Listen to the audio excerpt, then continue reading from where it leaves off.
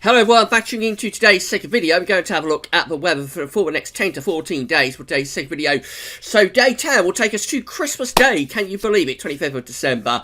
And we'll be able to extend out beyond that with the extended GFS and ECM ensembles. But we're on to around a couple of weeks. Have a look at the ECMWF at the end of the video, just to bring you up to date with the EC 30-day forecast that we have released. We can't show you the CFS V2 today, unfortunately, the weeklies of the CFS.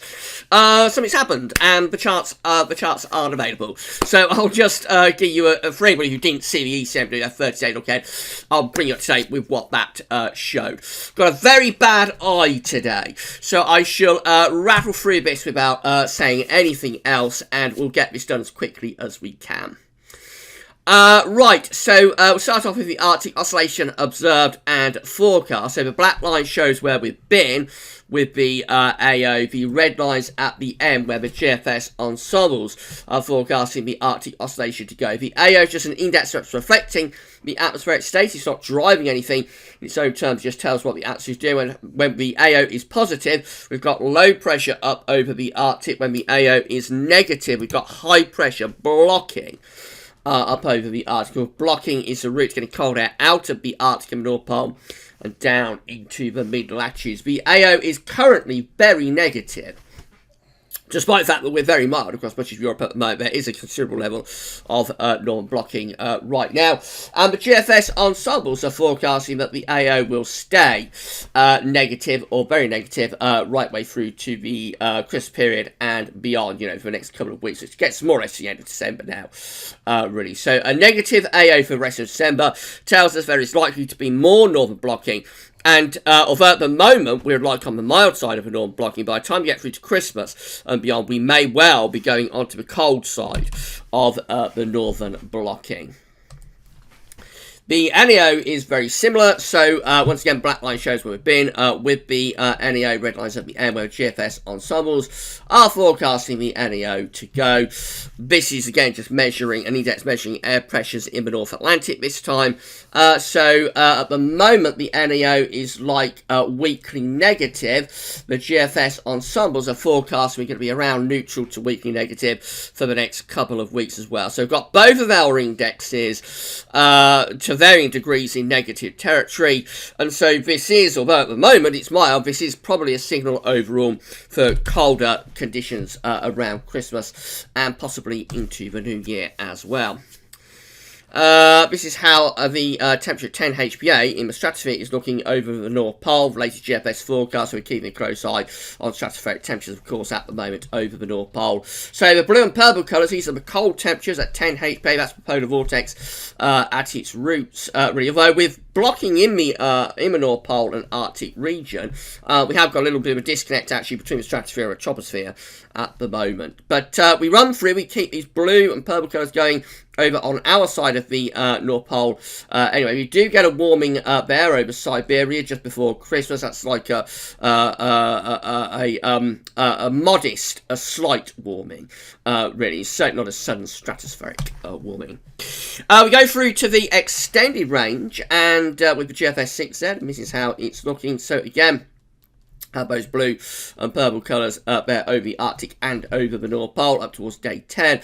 But beyond it, we get this warming developing from like Mediterranean and North Africa up into Siberia. So the GFS is still going for that. Quite a considerable warming taking place there through the extended range. Again, not reaching certain stratospheric warming levels, but this sort of high amount of warming that we have here from the Mediterranean all the way up to Siberia could be an indication of the sudden stratospheric warming on the way. So of course we'll have to wait and see about that. Right, the pages are refreshing, so I'm going to pause the video there and get tabs to refresh. There we go, tabs refreshed, we're back. Right, let's have a look at the GFS upper air temperature and precipitation ensembles for the next couple of weeks then. So we're looking at Edinburgh today. The red line is 30-year upper air temperature average for Edinburgh. We're starting off actually reasonably mild at the moment. So yes, we have got these considerable levels of northern blocking right now. Actually, at the moment, much of the UK and about much of Europe is pretty mild. I'm going to stay that way for the next few days up to like the early part of next week. Through next week and into the Christmas period, we get this drop in the temperature taking place. So the GFS ensembles are still indicating colder weather to come through the Christmas period. Dates are on the bottom of the chart, of course, so that's like Christmas Day just there, 10 days away. And yeah, so going colder before and over the Christmas period. In towards the new year, that's this period just here, running up towards the new year anyway. Quite a bit of scatter, maybe a slight warming trend today. So it cold be that the cold spell is only going to last a few days over Christmas. As we head up towards the new year, it might start becoming less cold. But of course, that's a very long way out. And when you go cold, when you've got blocking, the models will always try and break that down quickly and revert us to our default setup, which of course is going to be westerly. So that's all to be determined. I think that's a very, very long way out in this sort of weather pattern. I think at the moment we're still going to concentrate on Christmas. It does look as though we're still on course for cold weather around Christmas. At the very least, a cold snap coinciding with the Christmas period. Precipitation-wise, there's going to be regular precipitation spikes coming through. Most of that's going to be rain, of course, starting off because it is mild. As we get towards the Christmas period, it does go a little bit drier, but what precipitation there is might turn increasingly wintry around the Christmas period, especially so for more northern parts of the country. Temperature anomalies on the 15th, 23rd of December are going to be milder than average for nearly all parts of Europe. A very mild week coming up. Precipitation anomalies from the 15th, 23rd of December going to be a little bit drier than average for the far north, northeast of the country. A little bit wetter than average down in the south and the southwest. Here's today's latest wind flow map from earthnullschool.net showing that the westerlies and the southwesterlies are through. So that is the reason it's mild and it's going to be staying mild certainly through the next few days. We've got plenty of areas of low pressure in the Atlantic as well, so there will be more bouts of rain coming in on these west to southwesterly winds. Right, so this is how the UK Met is looking for Friday, and we're in a southwesterly wind, looking mild, wet and windy on Friday. Through into Saturday and Sunday, again, low pressure is transferring in across the country from the Atlantic, bringing further bouts of rain with it. We get to 144 hours as far as we can go with the UK Met midnight run, and that's how we're looking. So we're between areas of low pressure. We've got one low to North Scotland, more low pressure is in the Atlantic. So we're not putting anything particularly cold in up to this point, but then generally a couple of days after this that the cold northers begin to set in. So up to like 144 hours, generally mild and generally still unsettled. This is how the latest GFS 6Z is looking. Again, southwesterly winds bringing further bouts of rain and mild temperatures as well through into the weekend. So that's Friday through into the weekend. Yes, low pressure remains in control of weather as well.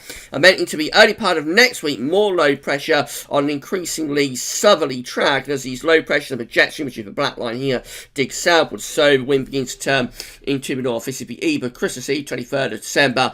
And yeah, winds are going northerly then. In comes the cold air from the north in towards the northwest of Scotland. And on Christmas Eve, we start to introduce northerly winds with sort of troughs within the flow. So there will be wintry showers, particularly in northern parts of the country, -5, so ice firm is digging into the north. And we get to day 10, which of course is Christmas Day, 6 a.m. on Christmas morning. And look at that, we're in a northerly wind, looking cold with risk of snow showers for northern and eastern parts of the country, up to -5 Celsius ice firm through the country. So a cold Christmas Day is very likely there. Boxing Day also looking cold, still with northerly winds, so there'll be, at the very least, there'll be plenty of frost. It'll be nice and crunchy on the grass. There will be snow showers around in northern and eastern parts of the country as well, if this verifies.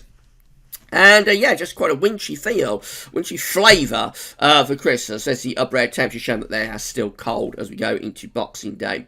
27th of December sees low pressure starting to move in from off the Atlantic. We're a very long way out now in this pattern, but low pressure coming back in off the Atlantic, but it is running into cold air, and like the alignment of the low pressure with the jet stream northwest southeast means there's quite cold air behind that low. So that might be a bit of a snow event there, actually, around the 27th, 28th for December. It just depends how that low pressure interacts with the wedge of cold air that will be sitting over the country.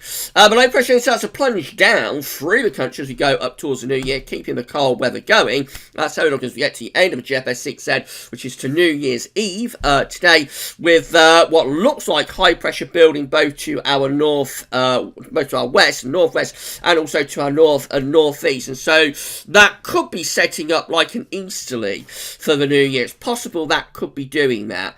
But of course, this is very long out. It's over 2 weeks away, and in this kind of weather pattern, you really can't look, you know, beyond a few days, really. So that's all very speculative. But GFS 6 does want to keep it cold up to the new year. GM looks like this. So mild westerly, southwesterly, and wetter windy on Friday. More low pressure coming in over weekend, bringing further bouts of rain as well. Early next week, again, we're back in most southwest winds, so looking mild. Then the low pressure pushes eastwards on the 23rd of December, turning wind into a colder northwesterly. Not as much of a northerly with the GM. It's been quite consistent with the GM, so it's a bit of a warning for anyone who thinks cold Christmas is a done deal, actually. It's not as much of a northerly with the GM. We do get a bit of a swipe from the northwest on Christmas Eve, but by Christmas Day, we're already beginning to move milder air in around the top of the high pressure. That's midnight on Christmas Day. And although we are sort of still just about within the cold air, you see how I've got mild air just out to our west, and just generally looks a lot milder and much less of a northerly with the GM. So that's how this could still go wrong, that we don't pull in as much of the northerly wind, like as particularly the GFS is showing. And then we've got the ECM to the earth again, looking mild, wet and windy on Friday with those southwesterly winds. We go through into the weekend, and again, we've got further low pressure coming in off the Atlantic Ocean. Into next week, we keep it mild, wet through the early part of the week, and then that low pressure transfers eastwards. Look at the difference between, like, the ECM and the GM with this northerly, so much more of a direct northerly on Christmas Eve. Let's go back to the GM, look at the Christmas Eve chart. So you see there is much less of a northerly with the GM compared to the ECM WF. It's more northwesterly. The high pressure of the ridge in the Atlantic is not as far north as the ECM takes that ridge. So the ECM has more of a northerly and therefore is colder as we go into Christmas Eve. And there's the upper air temperature showing -5 Celsius ice and plunging southwards across the country. And then that is going to be Christmas Day. And again, we're properly in those northerly winds for Christmas Day as well. We have got low pressure. So there's two ways this can go beyond Christmas Day. So we've got the low pressure clearing away there. We're putting down cold northerly winds. So that is straightforwardly cold. And there's probably snow showers in northern and east parts of the country for Christmas Day. Now, beyond that, what could happen is that this ridge just here builds up to the ridge that's lurking to the northeast of Scandinavia and into western Russia. If that was to happen, then we would probably set up a Scandinavian high, probably build a ridge through there, and we get wind into the east, so we start putting in easy winds. The other way, though, is that this low pressure that's to the south of Greenland, that could either go in that direction and flatten off this ridge and turn us mild and westerly. And, of course, it could do what GFS 6Z shows, which is the low pressure going in that direction. And the high pressure pulls back out in that direction, and we pull the wind in from the north again behind that next low.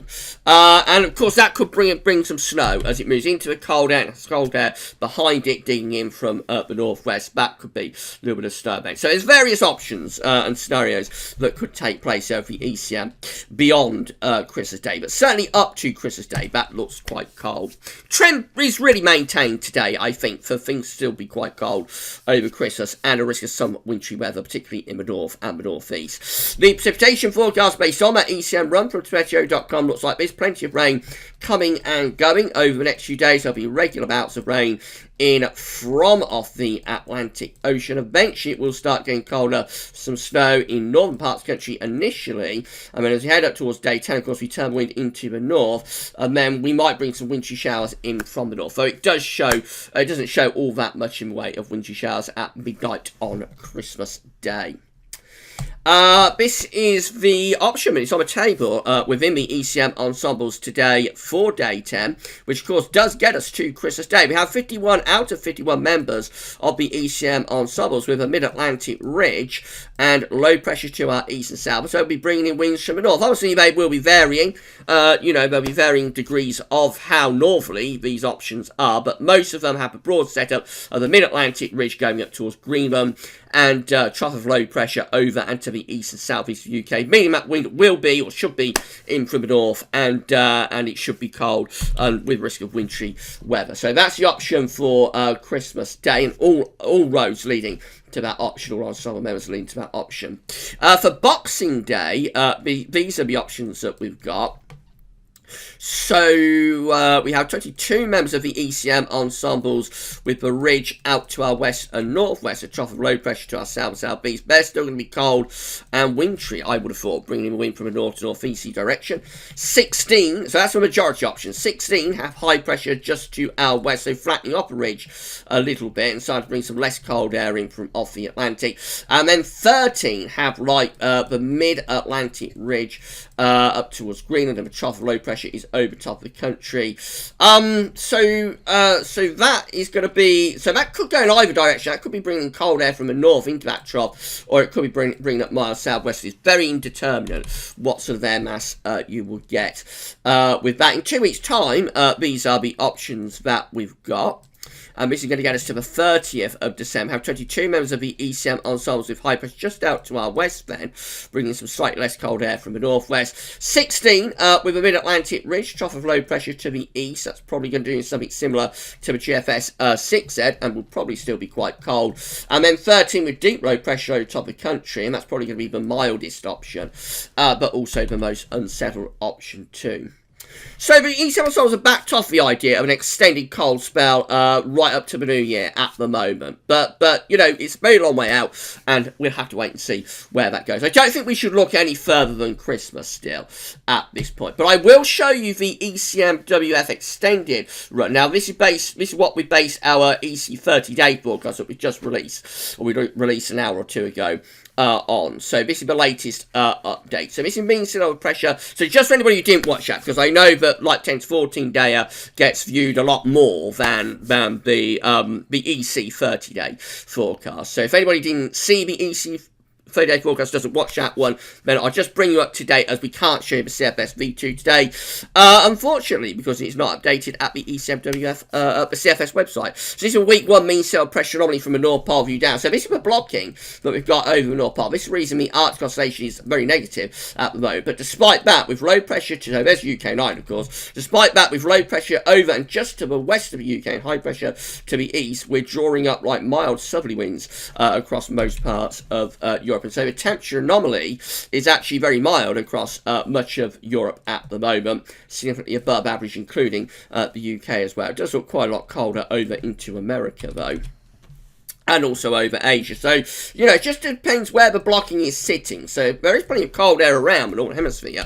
actually, if that forecast is right in the week ahead. But we're like on the mild side of the blocking. However, things change in week 2. So I'll just show you how week 2 looks with mean sea level pressure anomaly. And then we get the mid-Atlantic ridge setting up. So this is the week 21st, 28th of December to Christmas. Mid-Atlantic ridge going back to northern blocking. Trough of low pressure then is plunging through northern Europe. And that starts to allow colder northerly winds to begin to move in. And then week 3 looks like that, again looking quite cold, with high pressure to the north and northwest of the UK and extending back towards Scandinavia as well. You're probably going to start to bring in easterly winds with that. And then week 4 is the 4th to the 11th of January. You've got a proper Scandinavian high there, proper high pressure over Scandinavia, and in come those easterly winds. And have a look at the temperature anomaly for week 4, which is before to the 11th of January. And you can see this swathe of cold average temperatures originating from like deepest Russia,